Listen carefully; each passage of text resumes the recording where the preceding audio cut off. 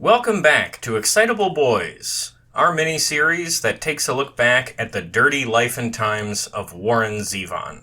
In our last episode, we discussed Zevon's origins as a folky songwriter, his often overlooked debut album, the time he spent with the Everly Brothers, his self-titled record in 1976, and his commercial apex with the landmark 1978 album Excitable Boy, which featured his only breakthrough hit, Werewolves of London. Two critically celebrated albums, along with a hit radio single, meant that Warren was closing out the 70s with some serious momentum. Unfortunately, much of it would be squandered away due to Warren's extreme alcohol addiction. He would open the 1980s freshly divorced and painfully aware that his worst habits were catching up with him. He was able to stave off his demons long enough to produce two impressive releases in 1980. First, a studio album called Bad Luck Streak and Dancing School, and then perhaps the greatest live album ever recorded, Stand in the Fire. Although critically well received, these projects did not punch through commercially, so Warren's label gave him one last chance to score some chart success.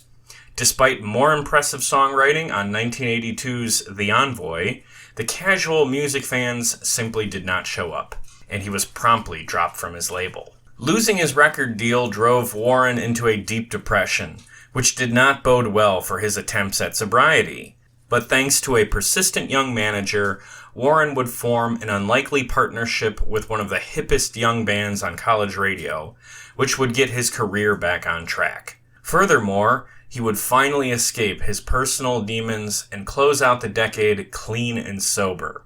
He would also become friends with David Letterman, who would prove to be one of his greatest allies in show business. They were determined to have me play piano on one track, and I told them, they had to understand it was a matter of principle. They had to pay me. Mm-hmm. They had to pay me in cash on the spot. So Andy wanted to write me a check, To get piano playing out of you. Yeah, right. Andy wanted to write me a check, and I told him that it just wouldn't do. So you held him up for $200 cash to play piano on your own album. I felt kind of guilty about it. For 5 seconds. Warren's 1987 comeback record would be called Sentimental Hygiene, and it would include some of the best work of his career. And he would close out the decade with his personal life in a much better place than where he closed out the last one. So without further ado, let's take a look back at the middle part of Warren's career. Get yourself a big dish of beef chow mein, as over the next hour and change, my friend Chris and I will chronicle Warren's music and stories from this era. This is Excitable Boys Part 2, Warren Zevon in the 1980s. Breaking news today. Comedian Richard Belzer passed away. We are recording on the date that Richard Belzer sadly died. And I guess I didn't bring this up in the last episode, but Richard Belzer was actually Warren's opening act on the Excitable Boy tour. I found a quote from Warren about Richard Belzer saying, "They used to almost have to carry me out on a stretcher. I was laughing so hard at his act." And then, going the other way, on July 9th, 2013, Richard Belzer tweeted, "I miss my dear friend Warren Zevon. Ooh, Werewolves of London." Someone from Warren's heyday social circle passes away today, relevant to the show because we are talking about Warren today. All right. Now that is coming after some even bigger news that broke a couple of weeks ago. Warren Zevon has been nominated to be inducted into the Rock and Roll Hall of Fame. Yeah, so I've been voting every day for Warren Zevon. Excellent. And your contributions are paying off because last I checked, Warren is currently in third place of the fan vote, only behind Cyndi Lauper and George Michael. I did do a little bit of research, though, Joe, about how the fan vote is tallied and how it works. So those 5 votes for the top 5 that are picked by fans, they are each given a single vote in the total vote, which is 1,000 plus votes from people in the industry. So, even if Zevon ends up with a vote, it's 0.1% of the entire voting. It gives the illusion of choice for the fans. It's not wonderful, but I'm still going to do it, just as a show of solidarity with fellow excitable boys and girls, Yeah, and it should come as no surprise because as big of a deal as it is that he is nominated, at its core, the Rock and Roll Hall of Fame is a complete joke and nothing but a gift shop. So if he doesn't get in, at least there's that. At least it's not really that big of a deal. But on the other hand, it's about damn time that he's getting some actual acknowledgement from the industry, especially because, and we're going to talk about this a little bit later, there's some people in the higher-ups at the Rock and Roll Hall of Fame who, at least at one point in time, hated his guts. And there might be a bit of a political bend to this. Really? Yes. So stay tuned, Chris. Okay. Because we'll get to it. All right. Well, let's move on to the subject at hand here. As I mentioned earlier, Warren's coming off the 70s, pretty much a drunken mess, but still functioning. And he was able to put together an album to open up the decade in February of 1980. It's called Bad Luck in Dancing School. And like the records we talked about in our last episode, it's chock full of all-star musicians doing session work for him. Talking about Jackson Browne, Linda Ronstadt is on this record. Those are both old friends of Warren's. Oh. And of course, all of the Eagles at different points. Don Henley, Glenn Frey, Don Felder, Joe Walsh. And this is also right before the Eagles broke up. So he managed to get all of the Eagles when they were at their highest stress levels and also all at their angriest with each other. So that's pretty good that Warren was able to be so appealing that those guys would be willing to come into the studio and record with him. So the lead-off single is a track called A Certain Girl that is a cover of a song that was originally made famous by the Yardbirds. Warren's version was not particularly successful. It hit number 57 on the Billboard Hot 100. Not terribly impressive compared to most pop acts, but in the context of Warren's career, it was the only song besides Werewolves of London to ever chart in the Billboard Hot 100. That is sad. Yeah, it is. It's very sad. Do you think it was a good pick to be the lead-off single for Bad Luck Streak at Dancing School? I look at it, I don't know what else would even work as a lead-off single for Bad. I don't know what would hit the public's attention. I mean, Jungle Work's sure to be the summer hit, you know. Hey, let's talk about that one. Jungle Work is a very cool song. In particular, for me, I just like songs about the Cold War in Latin America. And to name check a few, All She Wants to Do Is Dance by Don Henley, Under Cover of the Night by the Rolling Stones. I said Jungle Work not by means of me thinking it's a bad song. I love it. Mm-hmm. I just don't think it would be... I don't see the broad appeal of Jungle Work. Oh, absolutely. As a single, yeah. Zevon always seems to be playing the long game. Where this song feels like it takes no stance on what America's doing in Latin America. It's just him describing what Jungle Work looks like. Yeah. It's just him talking about what a special weapons and artillery unit would look like from a mercenary group funded by the U.S. government in these Soviet-held areas. And I love it. Yeah, he's not criticizing foreign policy. Right. If you look into the lyrics of, say, All She Wants to Do Is Dance... there's some very pointed commentary in that track. Exactly, it's obvious. Whereas this is he's more about talking about their MAC-10s. Yeah. Their Ingram guns, you know? What sort of Jeep the Russian-funded paramilitaries are driving. There's no real social commentary in Jungle Work at all, I don't think. Yeah. I think that makes it kind of fun. Makes it timeless is what it does. Sure. A different song off the album that I think could have been a single is one of his most famous tracks called Play It All Night Long. Now, there's a lot to unpack with this track, because this song has connections to a couple of other very famous songs. In fact, it kind of connects into what a lot of people think is one of the great feuds of rock and roll. The lyrics in Play It All Night Long go, "Sweet Home Alabama, play that dead band song, turn those speakers up full blast, play it all night long." So it is a direct reference to Sweet Home Alabama. Brutal. Yeah. Play that dead band song. That is an absolutely savage way to put that. So, for those who don't know, Sweet Home Alabama is a response record to Neil Young. So, let's unpack this a little bit. In the mid-'70s, Neil Young writes two songs, one called Southern Man and the other called Alabama. And both of them are extremely harsh social criticism about the American South on the account of what he projected as rampant racism down south. Now, Neil's Canadian, but this is sort of his read, if you will, of the American South, as that it's just this hellscape of racism. A couple years later, Leonard Skinner, who were fans of Neil Young, took offense to these two tracks and wrote Sweet Home Alabama sort of as a response, scoring a bigger hit, number one, than either of Neil's songs, and also, in my opinion, writing a better song. Okay, all right. Okay, you don't agree?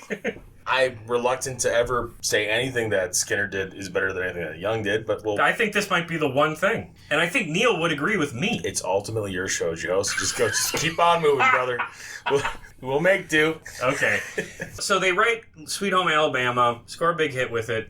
They sort of become friendly with Neil Young because Neil immediately notices and has said in interviews that he really likes the song too, and it made him re-examine his own lyrics. And I think he agreed ultimately with Skinner that he did paint with way too broad of a brush as far as the American South goes. Especially because, racism is everywhere. There's the lyric, in Alabama, they love the governor. Boo, boo, boo. We all did what we could do. Yeah. I mean, there's definitely elements of... Yeah, I see what you're saying. Yeah, it's an interesting quote-unquote feud that really wasn't one. Because did you know that Ronnie Van Zant was buried wearing a Neil Young Tonight's the Night shirt? I did not know that. My point being is that there was a lot of genuine mutual respect between these two artists, and that was really exemplified much later on by a Drive-By Truckers song called Ronnie and Neil from their 2001 album Southern Rock Opera. What I did not know before listening to this Warren Zevon record, and now we're finally getting to the point, sorry everybody. Here we are now just a couple of years removed from this back and forth with Neil and Leonard Skinner, and now Warren Zevon is writing a track called Play It All Night Long, which is absolutely one of his best songs, maybe ever. And it's like a direct shot back at Leonard Skinner. And the American South in general. Totally. It's like the rural American South. Okay, so we just heard Warren singing about, what is that disease? Brucellosis? Yeah. I think that prompted David Letterman to say maybe the only American popular musician to ever use the term brucellosis in one of his songs. It shows that the intelligence of Zevon. I don't even think he had to look that up. I feel like he's just like, oh, I read something about cattle getting brucellosis at some point. It works in the song right with the meter, so brucellosis it is, And it makes for a very funny track. Yeah, it's great. So how do you read the lyrics of this song? What do you think Warren is ultimately saying? So I don't even know that it's necessarily about the back and forth between Neil and Skinner. Not about the feud, but whatever they were. Specifically the feud. I think that it's Warren Zevon. Mm-hmm. And I think there's a certain level of classism. He's basically just picking off all the stereotypes of the American South, which many true. Yeah. Let's be clear. Well, one of the stereotypes he doesn't really drill in on is what started all of this, the racism. I don't think he cares about that. Yeah. I think he has more of an issue with the sort of the aesthetic of the entire rural Southern life. You think his social criticism is perhaps a little more relevant or a little sharper than Neil's originally was? Well, I mean, the song does begin, Grandpa pissed his pants again, so I don't know. Yeah, but Neil paints such a broad brush. I think his vision of the South is, truly warped. Okay, also, I don't necessarily see this as a total condemnation of the American South. Any sort of moralization that comes to this song, the listener is bringing with them. Oh, okay. There's an artistic ambivalence. All great art should be somewhat ambivalent. It shouldn't necessarily, I don't think, take a stance. I don't think much of Zevon's work does.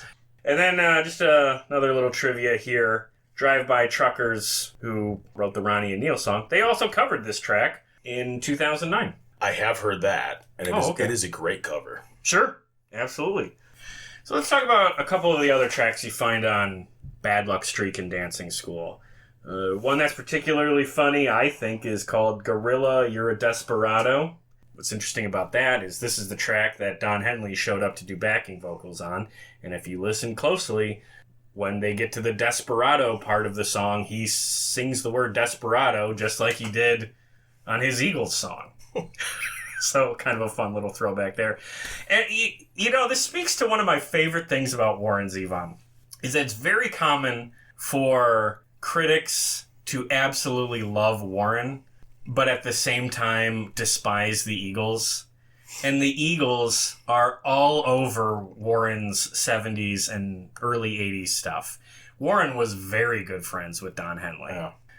So what are some of the songs from Bad Luck Streak that jump out to you? Genie Needs a Shooter is interesting. Just the whole story behind that, with the fact that it was, he just loved the title. Yeah, so Bruce Springsteen's manager, John Landau, mentioned to Warren that Springsteen had a song called Janie Needs a Shooter, and Warren misheard him and thought, that is a great title. And had some conversations with Springsteen, something like egging him on to finish writing the song, or asking if they could co-write or something or another. But in the end, Springsteen just gave him his blessing and said, take the title, you write a song with it, see what you come up with. Supposedly he helped him write it a little bit too, actually. Yeah, I believe it. Yeah. But to me, it's interesting that Warren Zevon so fully misunderstood what the title of the song was even referencing. He turned it into almost like a film noir sort of thing. Right. Genie needs a guy who can handle a gun. Like, right. She needs a shooter. And the Springsteen one's like, she needs a guy who knows how to fuck. Yes.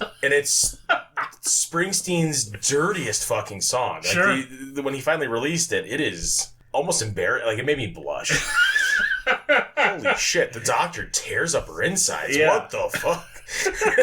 Oh my god. Yeah, Boss is having some fun on that one. For sure. And then you would think, Warren being a more chaotic artist, you would think he would be the guy writing the X-rated song. No, he's writing about, like, being a gunman, rescuing this girl from her overbearing dad. And there's definitely a sense where I feel like Zevon is, despite how intelligent he is, despite how articulate he can be, there is a certain sort of arrested development in terms of the way he looks at the world. Not uncommon with artists. Any other tracks that jump out at you? Empty-Handed Heart, I have a fondness for. It's probably one of his more well-liked ballads. Yeah. He could pull on heartstrings with the best of them. Oh, absolutely. And actually, the title track, I kind of like. Yes. It's got a good sound. Yeah. Yeah. All right, well, let's get to something I know you've been looking forward to talking about. Later that same year, in December of 1980, Warren releases Stand in the Fire, his first live album. I'll let you go off on it here, but what I can say about Stand in the Fire is that it's, one, just an absolutely stellar live album. I think Warren's buddy, David Letterman, said it's the best live album of all time. I don't know if I'm going to go that far, but I'd put it way up there. I agree with Letterman. Okay. So, I had not listened to it really prior to us doing this.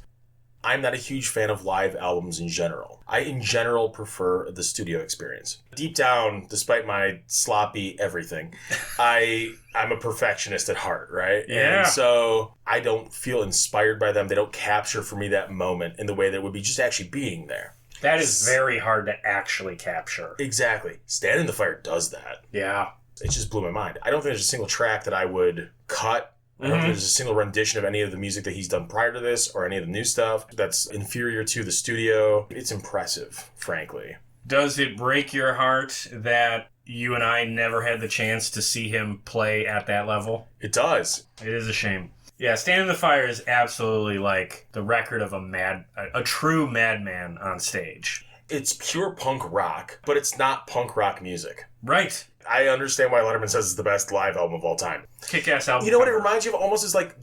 I hate to bring him up because he had like a 14-year-old cousin of his wife. But like when you see like Jerry Lee Lewis... Here we go. Yes. The level of pure exuberance and just sheer force of will and just the spirit of rock just going through somebody, even though it's piano-driven. Manic energy. Frankly. Well, yeah, exactly. Like you said, that is the true spirit of rock and roll. When people say rock and roll in a positive sense in any way, that's what at the end of the day they're talking about. And it also, to that point, has one of the best titles of any live album. Yeah! Stand in the Fire. Come on, man.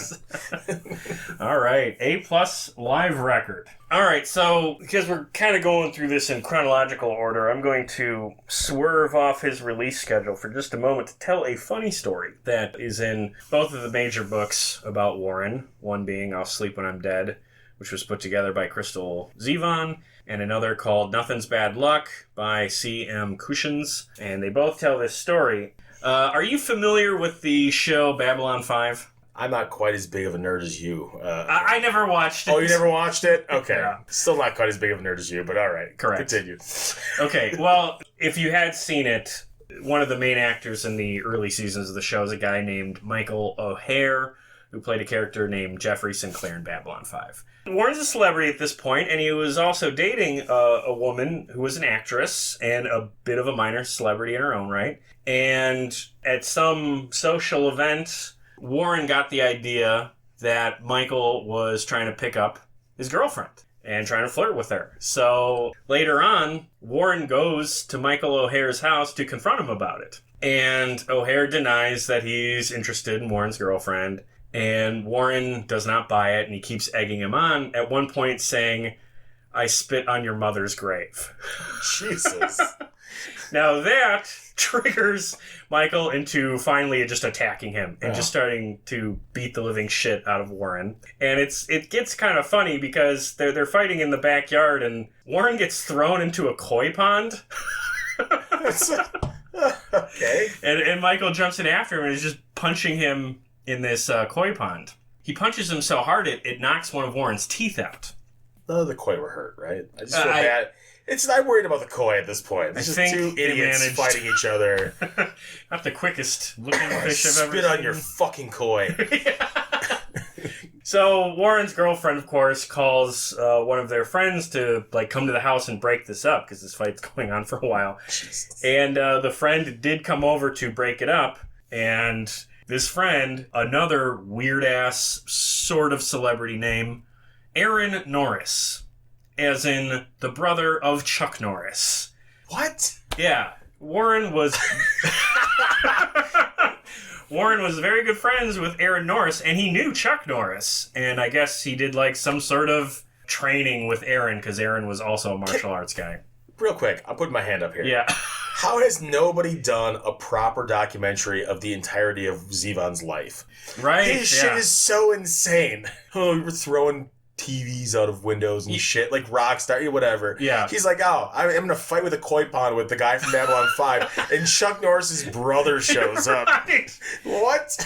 I mean, Aaron Norris, to me, in this circumstance, sort of reminds me of, Charlie Murphy from Chappelle's Show. Yeah, exactly, yes. Just in a weird-ass, chaotic situation. Very funny. So, if you get either of these books about Warren, they're chock full of this stuff. There is so many just funny, weird-ass shit that happened to this guy because this dude just did a bunch of weird-ass shit. All right, let's get back to his proper releases here. Bad Luck Streak at Dancing School, not a particularly big hit, but had a single that did land on Billboard, so not a total flop either. So he starts working on his next record.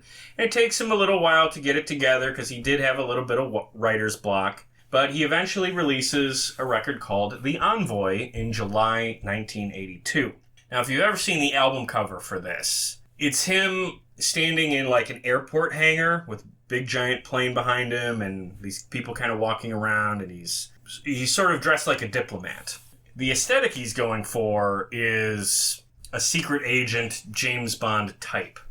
The song The Envoy is about a real-life diplomat that Warren was really inspired by, and The Envoy is a little bit of a concept record because it's sort of Warren's self-insert James Bond story. He sort of wanted to play that character. He wanted to try that character out for a project, and that's kind of what he does on The Envoy, and I think it pays off, at least for the title track. That's one of my favorite songs of his. And it fits right in with songs like Lawyers, Guns, and Money and Jungle Work, which we were talking about earlier. There's a couple of songs worth pointing out here. Another track on the album I really like is called The Overdraft. Yes. And there is an absolutely stellar guitar solo on a song called Charlie's Medicine. And that song is about a drug dealer. A real-life drug dealer who was Warren's drug dealer. Who died. Yeah.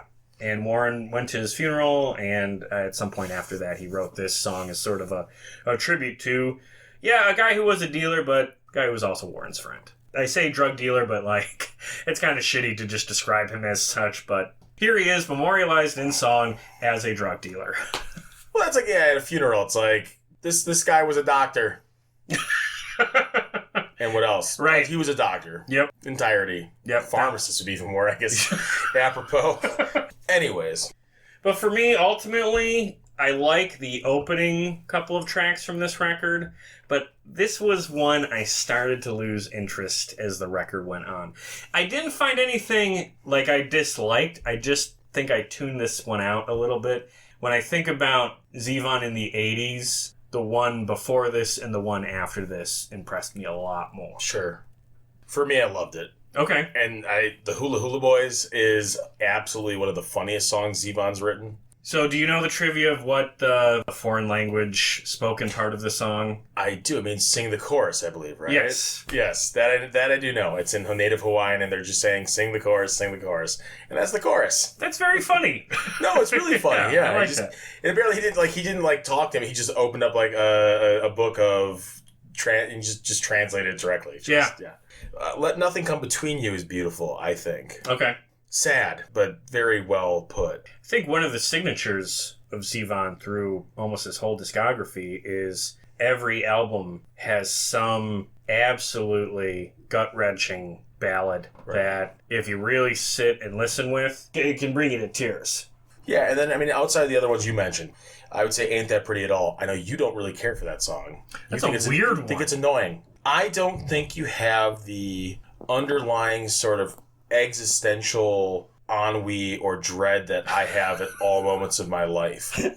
So when he's talking about throwing himself against the wall to feel something because it's better than nothing at all, I feel that, brother. Yeah. And he does have that. He has exactly what you're talking about. And so I wouldn't say it's a bad song. I would just say that's a song that's meant for you. Yeah. And exactly. For me. Yeah, it's meant for me. You go to the Louvre, and it's, nothing here is really that pretty at all, so I guess I'll throw myself against the wall. Any criticism I would ever say about Warren would always come with the asterisks, but the lyrics are funny. Because these tracks all have some humorous twist that, if you just focus on for a moment, you're going to crack up. That's what's so impressive about him, is that if you really dive into the lyrics, there's either something that's going to make you laugh or something that's going to make you cry. I would agree 100% on that. Okay. Any other tracks from The Envoy that you'd like to call attention to? We covered the big ones, I think. In the outtakes, I think he did Wild Thing. Good Lord, that song was popular in the 80s. Yeah. I don't know if it's all thanks to Major League or what, but Wild Thing is one of the songs of the 80s, even though it was written in the 60s, early 60s, right? And Warren does a version of that too. I listened to the outtake version. It's not bad, but all it makes me think of is just holy shit, another one? I don't know what else to say about that except that there's way too many 80s versions of Wild Thing. So, as part of the promotional tour to support The Envoy, Warren made his first appearance alongside a gentleman that would become very important to his career, another one of his strong advocates, David Letterman. Mm-hmm. Letterman is arguably Warren's best advocate. Yeah. Keeping his music present on TV, getting his name out there for now younger audiences. I will say this about Letterman, though. He truly seems to be a lover of music, specifically American popular music. Absolutely. He jumps up. You can tell he's excited. I appreciate that about David Letterman. You can see the level of excitement from Letterman about that. And I think he just truly, in Zevon, saw somebody who was underappreciated, was a stellar artist, had a similar sensibility in a lot of ways, a wry sense of humor, a certain intellect, and I think maybe a kindred spirit to some extent. Yes, absolutely.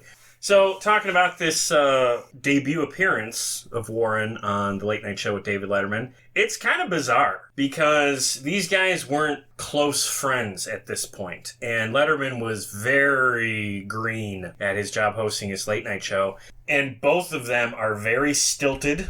It reads as two guys who are both uncomfortable in the seats that they're in, and the audience does not know what to do with it because there's this great point where Letterman asks about the story of Warren covering his chest with pot roast from, the song Excitable Boys. And Warren confirms that, yes, that is something I did, and he explains why he liked doing it. And then, a sentence later, he's talking about Philip Habib, the real-life diplomat from the U.S. State Department that the envoy is about.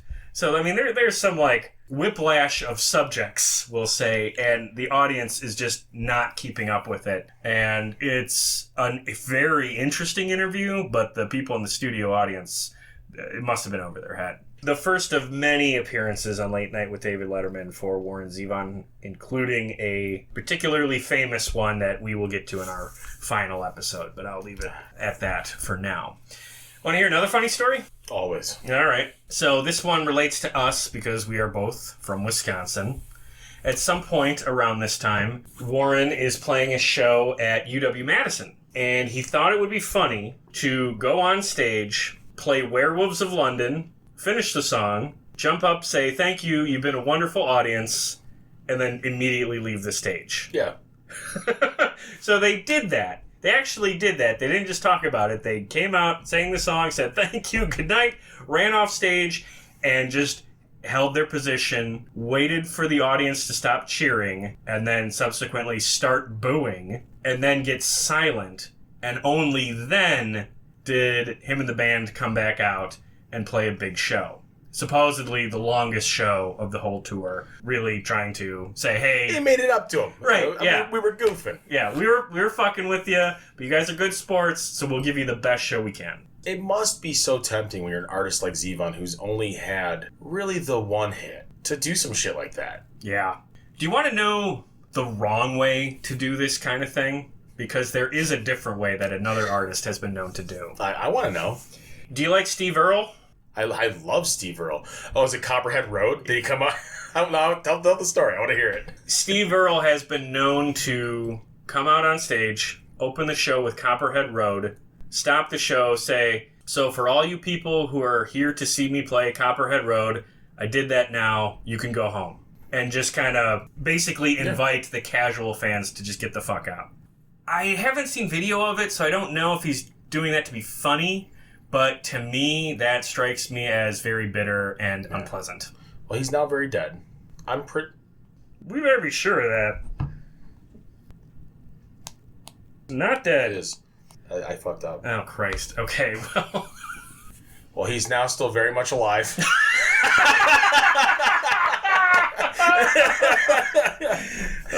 So we'll have the opportunity to see him. Yeah, that's true. And I'm so glad I didn't confuse the idea that Steve Earle was dead and you have to edit that out. I've wanted to see him in concert, but the sad thing is I do know a couple of his other songs. Copperhead Road's my absolute favorite, without a question. If I did see him do that, part of me would be like, dude, fuck you. Transcendental Blues, brother. Look that up after we're done with the pod. Okay. It is a beautiful song. Okay. No, there is currently, though, a viral video going around of a man in his probably early 60s who is heavily intoxicated at a family party. It's actually quite wholesome. Okay. And they're trying to get him to sit down, and he is just jamming out to Copperhead Road. And then a dog comes on the screen. And he's like, I love this dog. And he's it's very, like I said, very wholesome. But he's petting the dog, and they're like, you need to sit down, Grandpa. And he's trying to pet the dog, and then he just busts his shit. Just falls head first like a cabinet. It's wonderful. So look that up, followers. Yeah. I guess I better sit down. Almost too late. I guess I better We gotta circle back here. We were way off track. Alright. Should come as no surprise that The Envoy was not a hit. The commercial failings of it did have some consequences. Although, I suspect Warren wasn't going to avoid this, even if it had been a mild hit. He got dropped from his record label. Asylum Records slashed their roster by 90% in late 82 or 83. They got some new management. God. Yeah, who looked at the roster and was just like, yeah, let's just cut down to our bare bones and then find some contemporary artists to fill in the gap. That's like a total cleaning house. That's like Khmer Rouge Cambodia. That's like we got too many artists. So he was caught in the line of fire, to continue that metaphor there, but Warren took it very personally. This hurt him because I think being on a label served as some semblance of career stability. So now he was like a free agent. Fortunately for him, he was represented by Irving Azoff, who is the most vicious man in music industry history. Just the devil incarnate. Irving Azoff is one of the most brutal executives in music industry history. He cut his teeth basically being the manager of the Eagles. He runs Ticketmaster now. So he's a villain. Yeah, he's a true villain. He's an actual villain in the music industry. Okay. But he was extremely dangerous. You did not want to be on the other side of one of his legal battles. So Warren was, I guess, lucky to be represented by Azoff, and Irving sued Asylum on behalf of mostly the Eagles, but Warren was included in those lawsuits because Azoff represented him. So the record executive that ultimately decided to cut all of these artists, including Warren, was a guy named Bob Krasnow. And I only bring him up because he would eventually go on to be one of the people who founded the Rock and Roll Hall of Fame. Oh, it all makes sense! And you know who was someone else who was with Bob in founding the Rock and Roll Hall of Fame? Jan Werner from Rolling Stone, who, totally separate from all of this, absolutely hated Warren's guts. Interesting.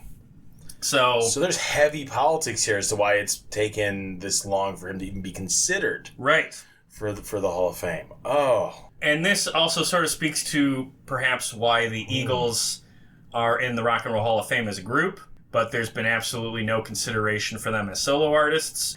So a little industry intrigue for those listeners. I'm sure this part won't get cut at all. All right.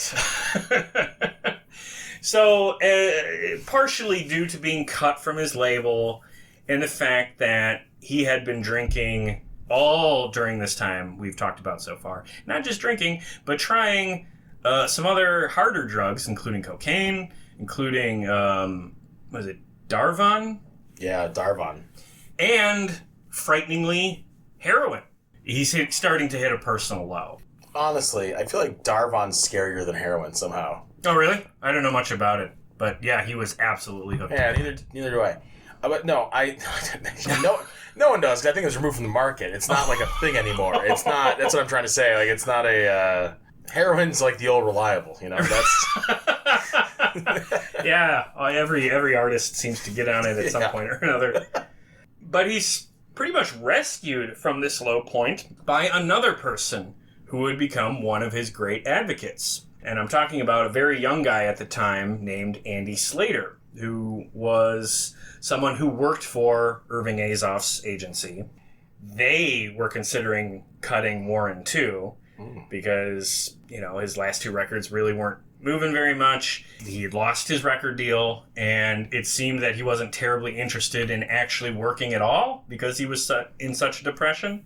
So this guy, Andy Slater, decided to be basically his big advocate. It took a long time for Warren to even take his call, but Andy tracked him down and hooked him up with an old college buddy. So Andy Slater was college buddies with Peter Buck from R.E.M. So he introduced the guys in R.E.M., sans Michael Stipe, who was at the time taking a sabbatical from the group, to make some music with Warren. So suddenly, here in the mid-'80s, when R.E.M. was still very much an underground college radio type band, they were teaming up with Warren to record some demos and also play some live shows. And they called their act Hindu Love Gods. That strikes me as an R.E.M. thing, but I could be wrong. I guess it could be Warren's idea too. So there's only one album of their music in existence, and that was basically a collection of demos that was released in the 90s. So we're really not going to dive into the Hindu Love Gods. It's not wonderful. Yeah, and we're not going to spend a lot of time on it, but we'll talk about that in the next episode. Okay.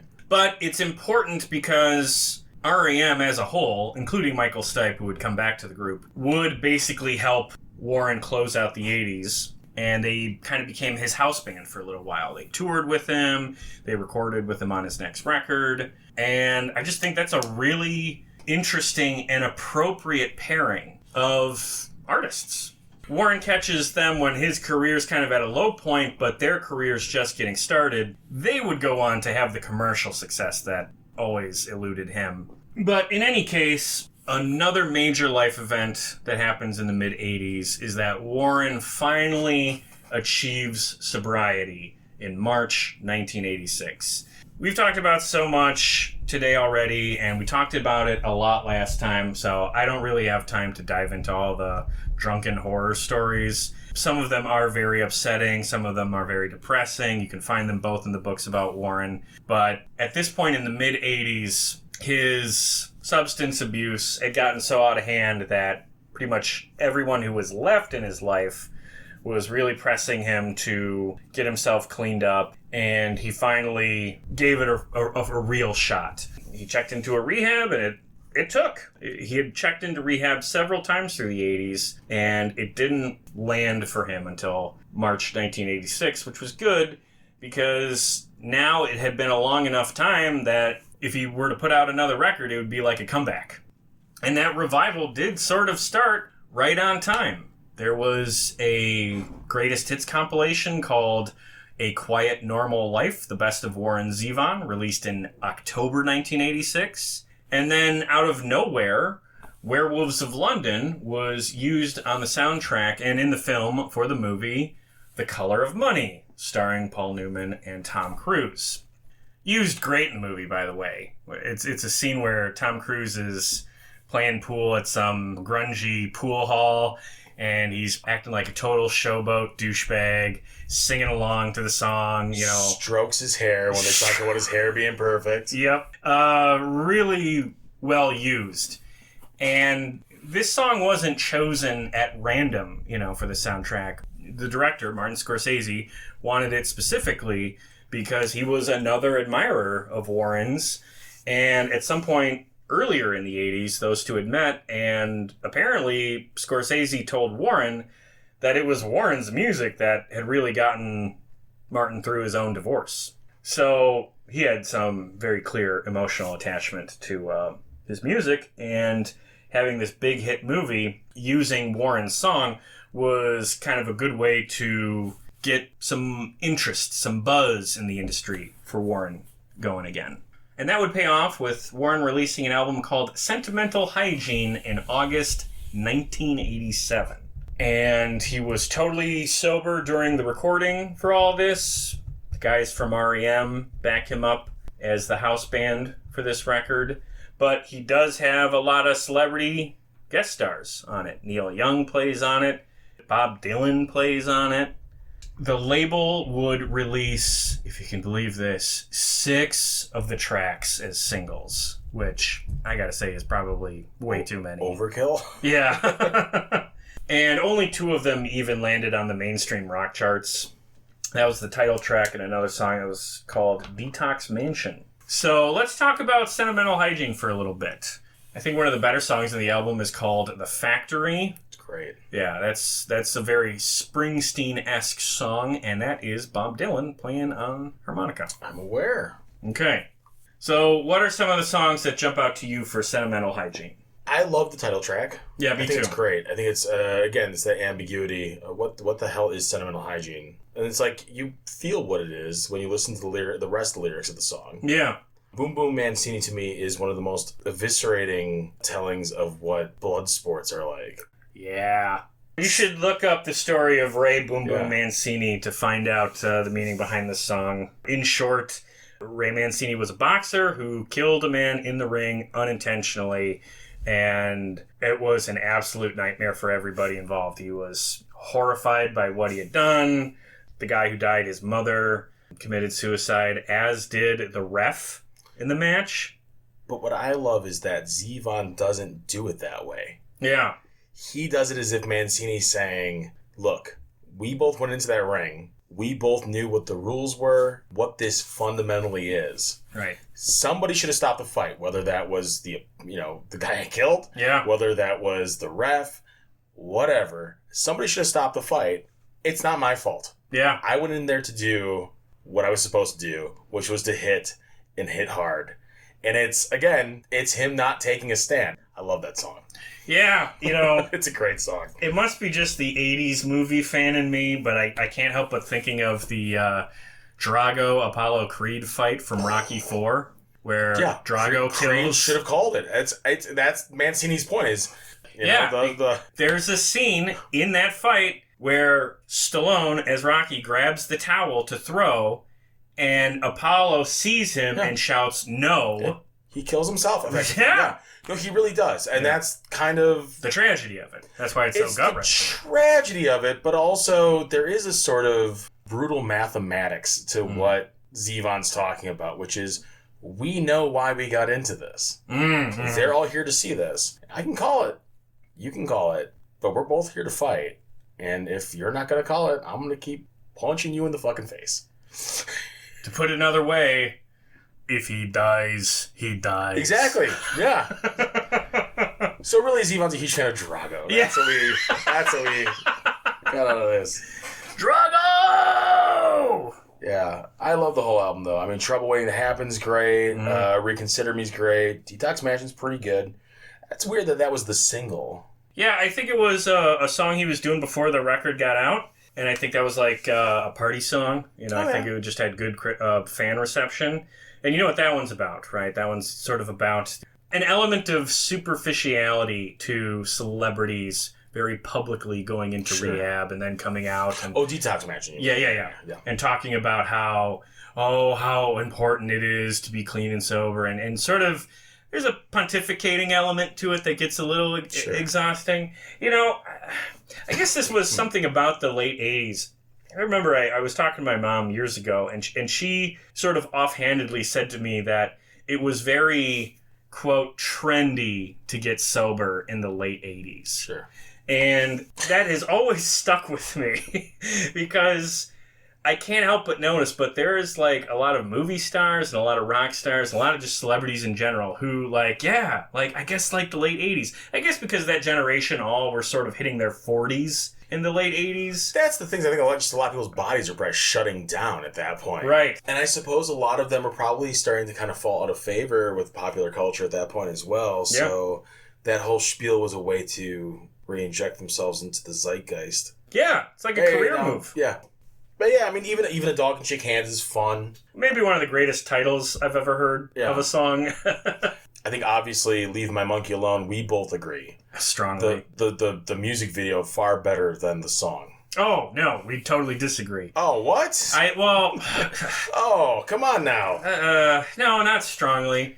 Timeless. I love both the song and the video. I don't see one as better than the other. Oh, I think firm pass on on the song? To me, the song's fine. Okay. But the song to me is very of the time. The music video, timeless, Joseph. Yeah, I something tells me you're being a little funny. It's an okay song. I mean, you know what is timeless about both the song and the video? Genuinely, the presence of George Clinton. Yes. George Clinton is awesome. And he's dancing with Warren in the video, which is very funny. But yeah, if you can find it, you can't find like a clean version on YouTube, by the way. You'll find some horribly pixelated version of the video, and it's hard to even see. But yeah, there's a lot of visuals that are bizarre and very dated. And the song itself was meant to be like a contemporary pop dance track. There is a 9-minute extended club version of this song that is absolute dog shit. It's one of the worst things I've ever heard. And I have a lot of patience for extended club remixes or whatever, but this one in particular was done just so poorly. It's like anti-music. It's one of the worst things I've ever heard. Well, it's the wrong message for a club in the late 80s, too. I mean, it should be... Please touch my monkey. Please don't leave my monkey alone. Sure. Any final thoughts on Sentimental Hygiene? How does this one stack against The other two we talked about today for you. You know, it's weird. Initially going into this, having listened to everything one time and then re-listening before we did the actual recording, I'm surprised by the fact that I actually think there's more songs on Sentimental Hygiene that I like than any of the other two albums. Oh, absolutely. That was not my initial impression. Sure. Oh, well, I should say other than, I mean, it's not fair because it's a live album. I mean, Stand in the Fire is a whole different breed of, it's great. But yeah, of the studio albums, it's, I think, my favorite. It hits a sweet spot for me because, and there's so many people are going to hear what I'm going to say that are going to roll their eyes right out of their head. But I love late 80s music from musicians in their early 40s, like Eric Clapton and Steve Winwood and Stevie Nicks and Don Henley from this era. I love what they're doing at this time, and Warren's in that class and making that same kind of middle-aged rock that is very well produced, but at the same time very dated. I don't know. Songs that belong in Michelob beer commercials are just my aesthetic. What can I say? I have no comment. There's nothing. If you have nothing nice to say, Joe. Well, all right. I think we're just about ready to start wrapping up then. There's actually one more album that Zevon released in the 80s. It was called Traverse City. But we're going to cut out a little early today, and we're going to put that one off to our next episode because he only released 2 albums in the 90s, and so far we've been kind of doing 3 records per an episode, and I like that speed. So we'll pick up with Traverse City in our next episode. So if you're hoping to hear a little bit about that weird-ass album, sorry, we'll have the next episode up soon, and we'll get into it then. Before we get to our favorites, just a couple of not exactly high-profile covers, more like, here's some trivia. Reconsider Me, one of Warren's best songs. That was the track that Andy Slater was using to really advocate for Warren with various record executives, trying to show what Warren was still able to do at this point in his career. One of the things that he did to get some momentum going for Warren was he got the song in front of Stevie Nicks, who recorded a version for an album that she was meant to put out in 1984, but that album was eventually scrapped, and she did not release it in 84, but that recording still eventually did get released on her 1998 box set, Enchanted. So I love Warren's original version of Reconsider Me, and I like Stevie Nicks. I do not like her cover. And at the risk of sounding a little tacky, you know that South Park episode where they're calling Stevie Nicks a goat or whatever because of her voice? Yeah, I mean, I hear it. You really hear it on her version of Reconsider Me, like more than almost any other song of hers. I hate to say it because I thought that was kind of a lame joke, but that was kind of all I could think of when I was listening to her version of that song. So, unfortunately, not a compliment. I think the Pretenders also covered it, but we'll talk about that at some other point. The only other 80s cover that might interest anybody listening was Hank Williams Jr. covered Lawyers, Guns, and Money for his 1985 album 5-0. That's kind of funny. Bo Cephas himself? That's right, Bo Cephas covered a little Zevon. Wow. And it's not a bad cover. All right, let's wrap it up here with our favorites. For the 1980s, what are your favorite songs from Warren Zevon? So, Play It All Night Long. Yeah. Jungle Work. Yeah. And then from Stand in the Fire, The Sin, which I believe is unique to Stand in the Fire. And it might be Zevon's most, just rocking song. Okay. Boom Boom Mancini and Sentimental Hygiene. Excellent. Okay, those are all good picks, and we have quite a few in common. My top 5 are Play It All Night Long, Jungle Work, The Envoy, Sentimental Hygiene, and of course, Leave My Monkey Alone. You did not. Leave My Monkey Alone. And I had to make some painful cuts, but I will say my numbers 6 through 10 are probably all from Sentimental Hygiene. Right. I would have thought that The Factory would have beat out Leave My Monkey Alone for you. The Factory was my last cut. Yeah. That's my number 6. Those are like my honorable mentions would be The Factory and Even Dogs Can Shake Hands. That's another one. That was a painful cut. Yeah, those are hard to... What a title on that one. It's a great album. They're all good albums. Yes. Sentimental Hygiene is a surprisingly fantastic album. You know what's great so far is that we've done 2 episodes, And it's just like he's stayed consistently good. We haven't had to like rush over anything. Each time he's put out an album, it's been like a proper, impressive release. We have not gotten an Empire Burlesque or Knocked Out Loaded yet. You nailed it. You absolutely nailed it. All right, but maybe we'll find one in the next episode, because coming up next, Part 3, Excitable Boys Part 3, Warren Zevon in the 1990s. We're going to cover his 1989 album, Traverse City, another record he did called Mr. Bad Example, and a record I know you're looking forward to talking about, Mutineer. We're also going to cover his Learning to Flinch live album. I believe that's like an acoustic record, acoustic live show. Not well loved, is my understanding. Yeah. And then we will talk about the demos that were released as the Hindu Love Gods album. Otherwise, coming up next for this show, one of my solo episodes, it's going to be a deep dive on the discography and career of Wang Chung. Hold your laughter. I can't say who it is because we haven't nailed down a date yet, but I am working on scheduling an interview with a woman who was a famous video vixen from the late 80s and early 90s. So we'll see if that happens. Hopefully that's coming soon. And then the big news for you and me is that you and me are going to be at Rockin' Pod in Nashville over St. Paddy's Day weekend, March 2023. So, if you can believe it, you can actually meet us in person if you're in Nashville on St. Paddy's Day, and you also buy a ticket to go to Rockin' Pod. Nashville, baby! Yeah! So, hey, how excited are you for that? Oh, I'm looking forward to it. It's going to be a blast. Yeah, we're going to meet many fellow podcasters. Hopefully we're going to get some fun guest interviews to do at the show. And you don't have a Patreon, so anybody out there who wants to show up and buy us a beer, we'll take that in lieu of Patreon money. Absolutely. No Patreon here, but I will absolutely accept a beer. So if you're down in Nashville, if you're going to Rockin' Pod, make sure you come over to the table that me and Chris will have set up.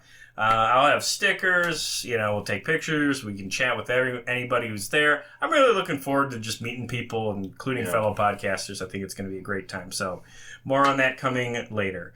Otherwise, to wrap up, I have to cite the books I mentioned earlier. I'll Sleep When I'm Dead, The Dirty Life and Times of Warren Zevon by his ex-wife Crystal Zevon, who put that together. Really, it was a compilation of stories and statements and all this stuff from people who were close to Warren in his life. It's an absolutely stellar biography of the guy. So that's absolutely my first recommendation.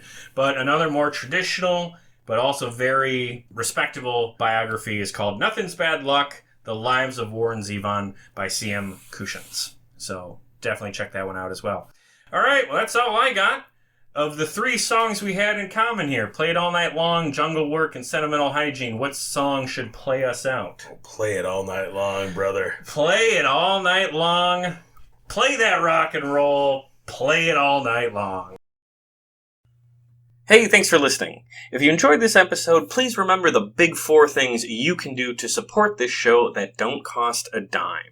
Number 1, listen to the show. If you're hearing this, that means you did that one already. Thank you. Your time is valuable, and there is an infinite amount of content out there. So you choosing to spend some time listening to this show means a great deal to me. Number 2, if you like what we did here, please recommend the show to family, friends, or anyone you know looking for a podcast, particularly about music. Share our links in subreddits, Facebook groups, and recommendation threads. Whatever you can do is highly appreciated on my end. Number 3, find us on social media. Follow us on Twitter at PlayThatPodcast.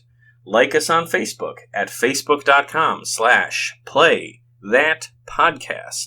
And subscribe to our YouTube channel at youtube.com/C/PlayThatRock'n'Roll. Lots of great supplemental material, like photos and vlogs, on all 3 platforms, as Play That Rock and Roll is very much meant to be a content hub as well as a podcast. And finally, the big ask. Number 4, please give us a 5-star rating and a positive review on Apple Podcasts, or wherever you get your podcasts. I know this part is a hassle, but it really does help the show a great deal, because it gives me something I can point to when pitching the show to potential guests. The more social media followers and positive ratings the show has, the better chances I have for booking high-profile guests for interviews. So if you take a moment to give us even just a 5-star rating, you are actively giving us a tool to do bigger and better things here on this show. But whatever the case, I appreciate any and all efforts you take to support us here at Play That Rock and Roll. Be sure to join us next time for more great stories and music from the world of classic rock. The big thing that Waddy Wachtel appreciated about Warren was that he's the one who hooked up his internet. Jesus Christ. Oh boy. Maybe I'll put that as an outtake.